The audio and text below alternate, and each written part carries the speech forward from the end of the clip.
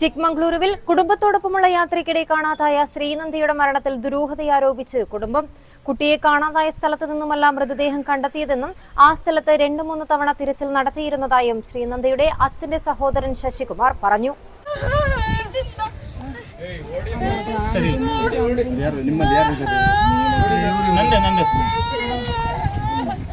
ചിക്കമംഗളൂരുവിൽ കുടുംബത്തോടൊപ്പമുള്ള യാത്രയ്ക്കിടെ കാണാതായ പാലക്കാട് സ്വദേശിനി ശ്രീനന്ദിയുടെ മരണത്തിൽ ദുരൂഹത ആരോപിച്ച് കുടുംബം. കുട്ടിയെ കാണാതായ പ്രദേശത്തു നിന്നല്ല മൃതദേഹം കണ്ടെത്തിയതെന്ന് ശ്രീനന്ദിയുടെ അച്ഛന്റെ സഹോദരൻ ശശികുമാർ പറഞ്ഞു. ആ സ്ഥലത്ത് 2-3 തവണ തിരച്ചിൽ നടത്തിയിരുന്നുവെന്നും അദ്ദേഹം കൂട്ടിച്ചേർത്തു. കുട്ടിയെ കണ്ടെത്തിയതായി പറയുന്ന മേഖലയിൽ ഞങ്ങൾ നേരിട്ട് തിരച്ചിൽ നടത്തിയതാണ്. 300-400 അടി വരെ ഞങ്ങൾ ഇറങ്ങി പരിശോധിച്ചതാണ്. ആ പ്രദേശത്ത് വെച്ചല്ല കുട്ടിയെ കാണാതായത്. 150 മീറ്റർ അപ്പുറത്ത് മറ്റൊരു മലയുടെ ചെരുവിൽ വെച്ചാണ് കാണാതായത്.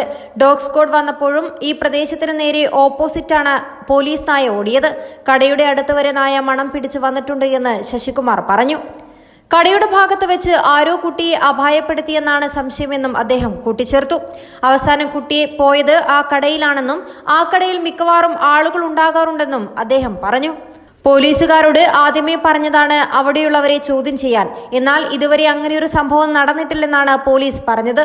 മുൻപും അപകടം സംഭവിച്ചിട്ടുണ്ടെന്നും മിസ്സിംഗ് ഇതുവരെ നടന്നിട്ടില്ലെന്നും പോലീസ് പറഞ്ഞതായി ശശികുമാർ പറഞ്ഞു. കാണാതായ 4-ാം ദിവസത്തിലാണ് ശ്രീനന്ദിയുടെ മൃതദേഹം കണ്ടെത്തിയത്. മാണിക്യധാര വ്യൂ പോയിന്റിന് താഴെ ഭാഗത്തെ താഴ്വാരത്താണ് മൃതദേഹം കണ്ടെത്തിയത്. 1500 അടി താഴ്ചയിൽ നിന്നാണ് മൃതദേഹം കണ്ടെത്തിയത്. തിരച്ചിൽ ഊർജിതമല്ലെന്നാരോപിച്ച് കുടുംബം രംഗത്തെത്തിയിരുന്നു. കുട്ടിയെ തട്ടിക്കൊണ്ടുപോയോ എന്ന സംശയവും മാതാപിതാക്കൾ നേരത്തെ തന്നെ പങ്കുവച്ചിരുന്നു.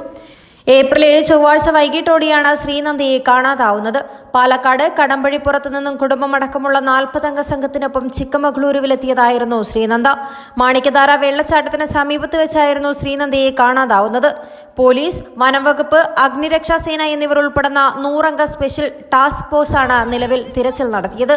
തെർമൽ ഡ്രോണുകളും പോലീസ് നായയെയും ഉപയോഗിച്ചാണ് പരിശോധന നടത്തിയത്. News 14 live Kasaragod district cooperative hospital Kumbla 24 മണിക്കൂറും പ്രവർത്തിക്കുന്ന casualty, pharmacy, ICU, NICU, laboratory, digital X-ray, ultrasound scanning, ventilator, labour theatre തുടങ്ങിയ അത്യാധുനിക സൗകര്യങ്ങളോടെ